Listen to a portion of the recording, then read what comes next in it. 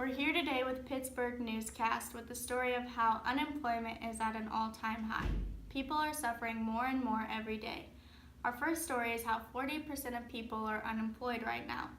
This is extremely sad because there is no unemployment plan and welfare doesn't exist right now, except for widowed mothers. This leads into how community leaders such as Father James Cox is speaking out for the rights of the displaced and jobless.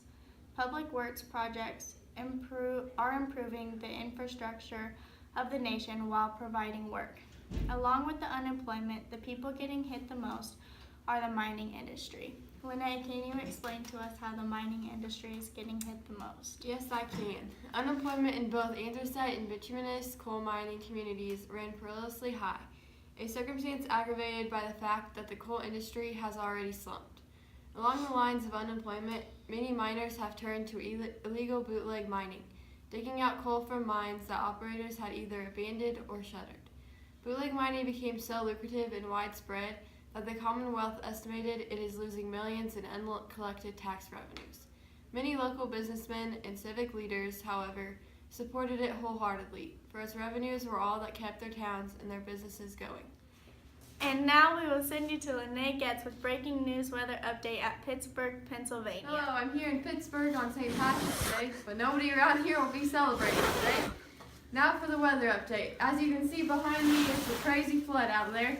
The water has risen 46 feet and there have been 100 deaths in this area. The flooding is caused by the melted snow and consistent rainfall. Now, here's Shayna Buck, who lives in the community, and she speaks to me about the heartbreak she feels about the flood. Shayna? You know, it's just devastating out here. I mean, all our belongings are just floating away, and this is all my belongings that I've got are on my back and in this bag.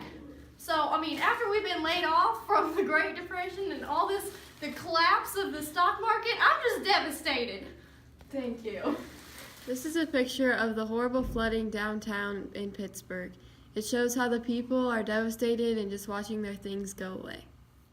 Welcome to the Pittsburgh Newscast. We will now take you live to Pittsburgh Medical Center. Thanks, Lene. We're here with Dr. Buck, who has been receiving unusual pay for her surgeries in this hard time. Dr. Buck, because of these hard times, what kind of pay do you accept from your patients? Well, Jen, since people have been laid off and they really don't have money to pay me with, I've been accepting payments such as potatoes or things that they're able to do, such as labor. So, like, just last week, Fred, he had a surgery and he paid me at least 2 weeks later and he painted my fence for me. We sure do appreciate people like you, Dr. Buck.